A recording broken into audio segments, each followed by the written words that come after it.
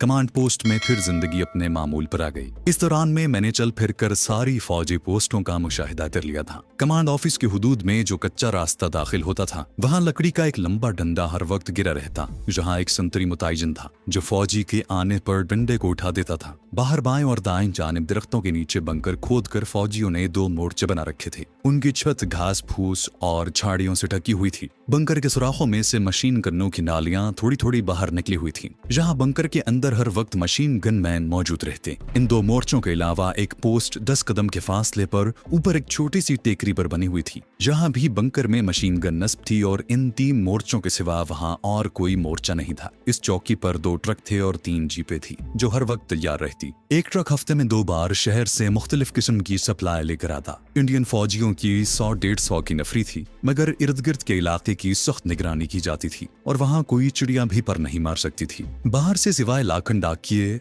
और ढीबर माली के मैंने किसी सिविलियन को अंदर आते नहीं देखा था। एमुनिशन रूम के बाहर भी हर वक्त पहरा लगा रहता। कैप्टन सिंह की शब रोज खिदमत करते मैंने उस पर अपना एतमाद जमा लिया था। वो मुझे बड़ा बेजुरर, भोला भाला और मेहनती नौजवान समझता था। एक रोज दोपहर के वक्त मैं बरामदे में बैठा कैप्टन सिंह के काले फौजी बूटों को पट्टी से चमका रहा था कि जमादार लाखानी कैप्टन सिंह के दफ्तर की चिक उठाकर अंदर दाखिल हुआ। मैं दफ्तर के दरवाजे के बिल्कुल करीब ही बैठा था। मुझे जमादार लाखानी के सैल्यूट मारने की आवाज आई। फिर उसने कैप्टन सिंह से गुजराती जबान में कहा, अर्दली डिक्शिट को बुखार हो गया है, ऑर्डर करें। मैं अपना काम लगा रहा। कैप्टन सिंह की झुंझलाहट भरी आवाज आई, जांगली हर हफ्ते बीमार पड़ जाता है। फिर चंद सेकंड खामोशी छाई रही। मैंने कोई ख्याल न किया। इतने में जमादार लाखानी की फिर आवाज आई, सर मेरे लिए क्या ऑर्डर है? अब कैप्टन सिंह बोला, देखो बाहर अहमद भाई बैठा होगा, उसे अंदर बुलाओ। मेरे कान खड़े हो गए। जमादार लाखानी फौरन चिक उठाकर बाहर आया और मेरी तरफ देखकर बोला, अहमद अंदर चलो, कैप्टन साहब बुला रहे हैं। मैं बूट पट्टी वहीं छोड़कर दफ्तर में गया। जाकर सैल्यूट किया। कैप्टन सिंह ने मुझे देखा और कहा, अहमदू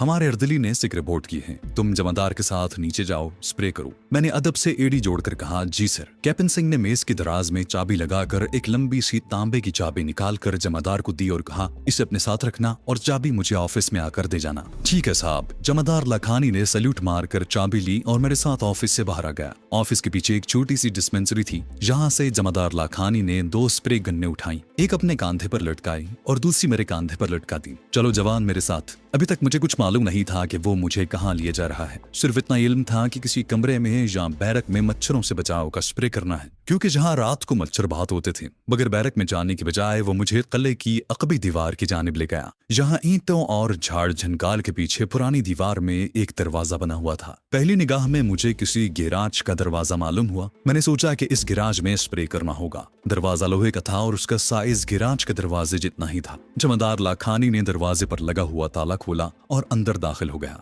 मैं उसके पीछे पीछे था। अंदर अंधेरा था। जमादार ने अंदर जाते ही दरवाजा बंद करके कुंडी लगा दी और बोला, मेरे पीछे चले आओ जवान। उसने जेब से टॉर्च निकालकर रोशनी कर दी। टॉर्च की रोशनी में मैंने देखा कि गैराज बिल्कुल खाली था। सिर्फ कोने में मुझे 2 पुराने टायर दीवार के साथ लगे नजर आए। जमादार ने टॉर्च की रोशनी कोने में डाली और उस तरफ बढ़ा। अब जब मैं करीब गया तो देखा कि वहाँ एक तंग जीना नीचे उतरता था। मेरे कान खड़े हो गए। मैं खामोशी से एक जमादार के पीछे जीना उतरने लगा। 6-7 जीने उतरने के बाद हम एक तंग सी राहदारी में आ गए, जहाँ उसने टॉर्च बंद करके जेब में रखी, क्योंकि राहदारी की छत के साथ एक मध्यम सा बल्ब जल रहा था। जमादार लाखानी ने कहा, चलो स्प्रे शुरू करो, तुम उस साइड में करो। और जमादार राहदारी की एक तरफ और मैं दूसरी तरफ स्प्रे करने लगे। हम स्प्रे करते करते आहिस्ता आहिस्ता आगे बढ़ रहे थे। चंद कदम चलने के बाद एक बाथरूम का छोटा सा अकबी दरवाजा आ गया। मालूम होता था कि जहाँ से बाथरूम में रखी हुई बाल्टी वगैरह बाहर निकाली जाती है। हमने स्प्रे पंप का मुंह अंदर डालकर बारी बारी स्प्रे फेंकी। आगे राहदारी बाएं जानिब घूम गई, जहाँ भी छत के साथ एक बल्ब जल रहा था। मेरा दिल किसी होने वाले इंकिशाफ के ख्याल से धड़क रहा था। आगे गए तो एक जीना ऊपर को जा रहा था, जहाँ 2 संतरी स्टेन गन कमर से लटकाए टहल रहे थे। उन्होंने गुजराती जबान में जमादार लाखानी से फजूल सा मजाक किया। एक ने मेरी तरफ देखकर पूछा, अर्दली कहाँ मर गया? ये किस लिए आए हो? जमादार बोला, ये कैप्टन साहब का अर्दली है। एक संतरी ने हंसकर कहा, तो फिर इसको यहाँ लगा दो, हम तो इस गार में ड्यूटी देते तंग आ गए हैं। जमादार लाखानी ने इसका कोई जवाब न दिया। अब मैं एक एक शय को गौर से देख रहा था। स्प्रे करते करते आगे भी बढ़ रहा था।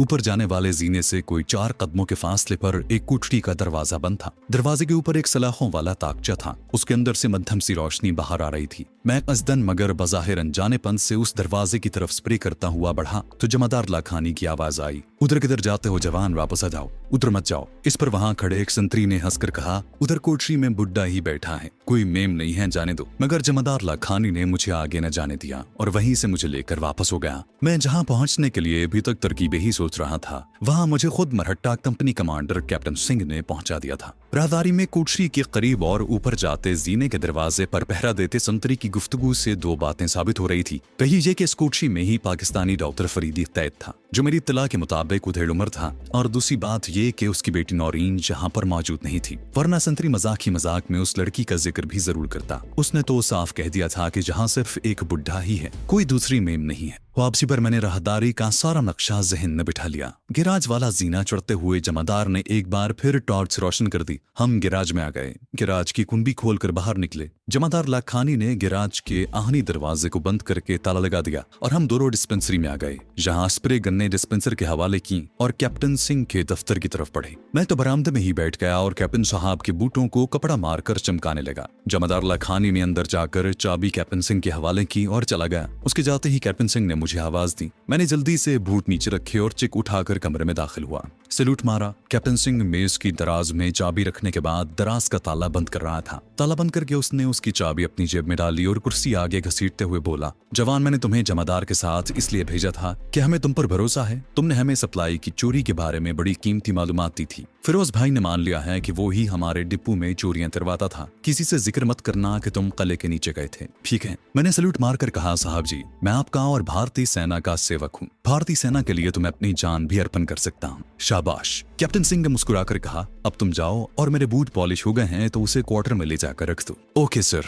मैंने मौदबाना कहा और फिर मैं सलाम करके दफ्तर से बाहर निकल आया। मैंने बरामदे में रखे बूट उठाए और कैप्टन सिंह के क्वार्टर की तरफ चल दिया। सुबह उठकर मैंने ये फैसला किया कि पहले इस बात की तस्दीक की जाए कि किले के नीचे कोठरी में जो बूढ़ा बंद है वही पाकिस्तानी साइंसदान डॉक्टर फरीदी है। उसके बाद ये सुराग लगाने की कोशिश की जाए कि उसकी बेटी भी यही कहीं कैद है या किसी दूसरी जगह पर उसे रखा गया है। मैं उस संतरी की शक्ल पहचानता था जो मुझे राहदारी में मिला था और जिसने जमादार लाखानी को मजाक करते हुए कहा था, जाने दो, इससे कोठरी में बुढ़ाई है, कोई मेम नहीं। ये बात मुझे वो संतरी ही बता सकता था कि वो बूढ़ा कौन है। किले के बाहर कमान पोस्ट पर फौजी जवान 8-8 घंटे ड्यूटी देते थे, लेकिन किले के नीचे अंधेरी राहदारी में संतरियों की ड्यूटी जाहिर है 4-5 घंटे के बाद तब्दील हो जाती होगी। मैं वो संतरी की तलाश में रहने लगा था। किसी नगजी बहाने उस छोटे से ग्राउंड में पहुंच जाता जहां सुबह के वक्त फौजी पीटी करते थे कि शायद वहां मुझे वो राहदारी वाला संतरी नजर आ जाए। आखिर एक रोज मैंने उसे देख लिया। ये दुबला पतला गुजराती जवान था। वो पीटी के लिबास में था। फिर मैंने उसे दूसरे जवानों के साथ लंगर खाने की तरफ जाते देखा तो मैं भी दूसरी तरफ से चाय का मग लिए लंगर खाने में आ गया। मेरा मतलूबा संतरी अपने दूसरे साथियों से मजाक करते हुए पूरियां खा रहा था। ये खुश मिजाज फौजी था। मैंने जानबूझकर उसके करीब से गुजरते हुए अपना चाय का मग गिरा दिया। वो संतरी हंसकर बोला, अरे जवान,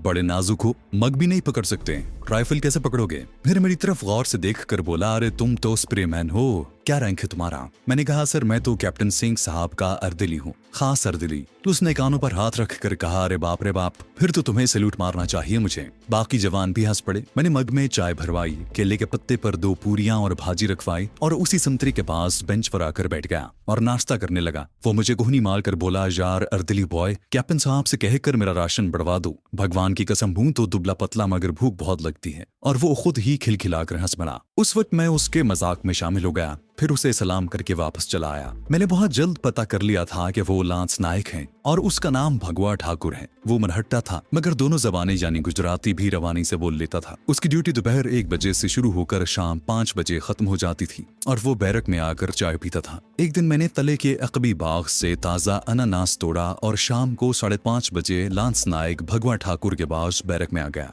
वो अपनी खाट पर बैठा मरहटी अखबार पढ़ रहा था। चाय का मग स्टूल पर पड़ा था। मैंने जाते ही अनानास उसे दिया और कहा, ठाकुर जी, ये आपकी भेंट है। जंगल गया था, एक अनानास अपने लिए लाया, एक आपके लिए लाया हूँ। लांस नायक ठाकुर बड़ा खुश हुआ, अखबार एक तरफ रखकर चारपाई पर एक तरफ हो गया और बोला, अरे वाह जवान, तुमने तो कमाल कर दिया, अनानास तो मुझे बहुत पसंद है, चाय मंगवाऊं तुम्हारे लिए। मैं उसे बैरक से उठाकर बाहर ले जाना चाहता था, क्योंकि वहां कुछ फासले पर दूसरे फौजी भी बैठे गप्पे हाँक रहे थे। मैंने कहा, ठाकुर जी, इस बैरक में तो गर्मी है, चले बाहर लंगर खाने वाले बागीचे में चलकर चाय पीते हैं। वो बड़ी खुशी से मेरे साथ हो लिया। लंगर खाने से हमने चाय ली और अपने अपने मद लेकर बागीचे में एक घास पर जाकर बैठ गए। शाम बड़ी सुहानी थी, ठंडी ठंडी हवा जंगल की तरफ से आ रही थी। उसने मुझसे पूछा कि मैं सर्विस में नहीं हूँ तो यहाँ कैसे आ गया। मैंने उसे बताया कि मैं भारतीय सेना की खिदमत करना चाहता था। कैप्टन साहब से दरखास्त की कि मुझे नौकर रख लें, बस उन्होंने मेहरबानी की और मैं आप लोगों की सेवा करता हूँ। मेरा आगे पीछे कोई नहीं, बैडाइच में पैदा हुआ, माँ बाप पर लोग सधार गए, अकेला हूँ, आप लोगों को दुआ देता हूँ। उसने कहा, यार तुम खुशनसीब हो कि तुम्हारा आगे पीछे कोई नहीं है। अब मुझे देखो, घरवाली है, माता पिता हैं, 2 बच्चे हैं। इस तनख्वाह में बड़ी मुश्किल से गुजारा होता है। ऊपर से ऐसी ड्यूटी मिली है कि 6 घंटे जमीन के नीचे खड़ा रहता हूँ। उसने निशाना मुझे खुद ही मुहैया कर दिया था। मैंने उस निशाने पर तीर चलाते हुए कहा, ठाकुर जी, कैप्टन साहब मुझ पर बड़े मेहरबान हैं, आप कहे तो मैं उनसे बात करूं कि आपकी ड्यूटी बदल दें।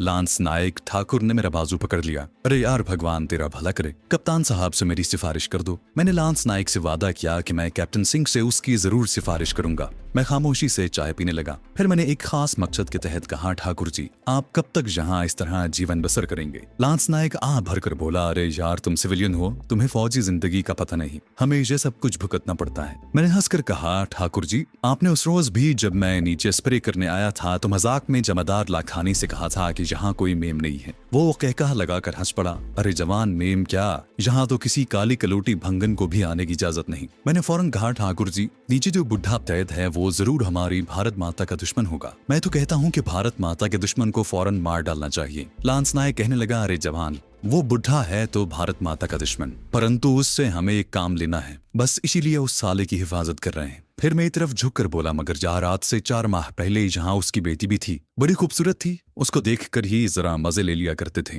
अब कमबख्त वो भी मंदिर वाले कैंप में भेज दी गई है। क्या करें, भगवान को हमारा सन्यासी रहना ही पसंद है। चाय और मंगवाऊं? उसने मुझे बड़ी इत्तला दे दी थी। इसके लिए मैं उसका जिस कदर भी शुक्रिया अदा करता कम था, मगर मैं उसका शुक्रिया अदा नहीं कर सकता था। मैंने पलट कर कहा, मंदिर वाला कैंप रखेलपुर वाला कैंप ही है ना? वो सिगरेट सुलगाकर बोला, रे नहीं यार, रखेलपुर में कैंप कहाँ से आ गया? ये तो नीचे केर के जंगल में जो तालाब के किनारे टूटा फूटा मंदिर है वहाँ है। कैंप भी क्या है, बस एक मिलिट्री पोस्ट है। मैंने कहा, ठाकुर जी, चाय लाऊं? और वो बोला, अरे तुम जहाँ बैठो, मैं लड़के को आवाज देता हूँ। उसने लड़के को आवाज देकर चाय लाने को कहा और मेरी तरफ झुक कर बोला, जवान, पक्का वादा है ना, कैप्टन साहब से मेरी ड्यूटी तब्दील करने की बात करोगे? मैंने कहा, ठाकुर जी, मैं पक्का वादा करता हूँ, अब वो मान जाए तो है। वो बोला, जरूर मान जाएंगे। तुम कह देना कि लांस नायक राहदारी की सर्दी से बीमार रहने लगा है। यार, हम ये शिकायत नहीं कर सकते, तुम कहोगे तो शायद कैप्टन साहब के दिल में ख्याल आ जाए। मैंने कहा, मैं जरूर बात करूंगा ठाकुर जी, आप तो मेरे दोस्त बन गए हैं अब। मैंने हंसकर कहा। लांस नायक ठाकुर ने मुझसे जोर से हाथ मिलाया और मुझे सिगरेट निकाल कर दिया।